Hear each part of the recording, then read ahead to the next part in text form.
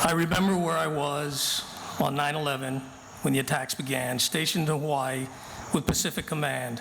Asleep at home in bed, my wife woke me up. It was around 3 a.m. Her sister had called screaming that America was under attack. Because I worked for the 4-star, who was responsible for the region, half the Earth's surface, I went back to sleep thinking, no way, because I'd have been called.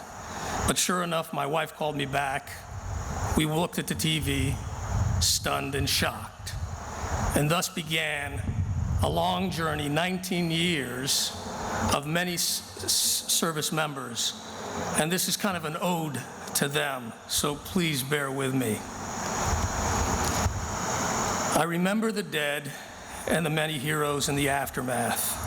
I remember how unified America was, how we came together. I remember the anger and hatred many felt. Then we went to war, with the rest of the world on our side, it seemed. I remember my tours in Iraq and Afghanistan. It's the people I remember the most. I remember the courageous, amazing things, the things their smiles, some tears, despite the fear, their dedication, their courage, their pride.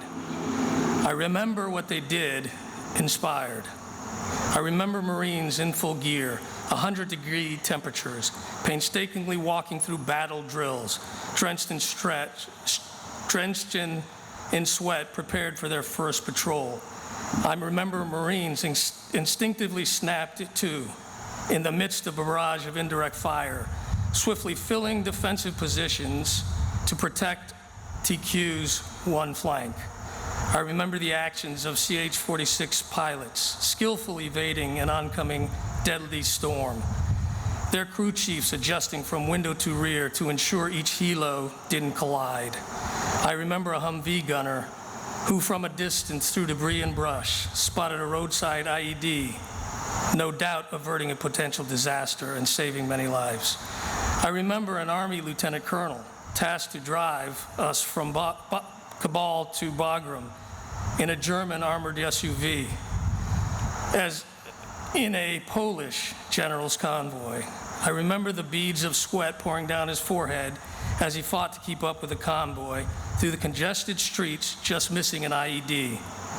I remember the shack I entered, amazed it was an operations center, looking like something out of the Star Wars, the actions of an incredible sight, like the conductor conducting a symphony. I remember the Lance Corporal, not from my unit, on the ER table in TQ, arm and hand badly injured, providing comfort to someone on a phone he held with his other. I remember the faces of spouses with loved ones deployed, so weathered, some not, some smiles, some not, the tears of frustration from not knowing. I remember First Sergeant Michael Barnhill, 39, of Folsom, California, assigned to the 6th Support Engineer Battalion from Eugene, Oregon, and attached to my unit.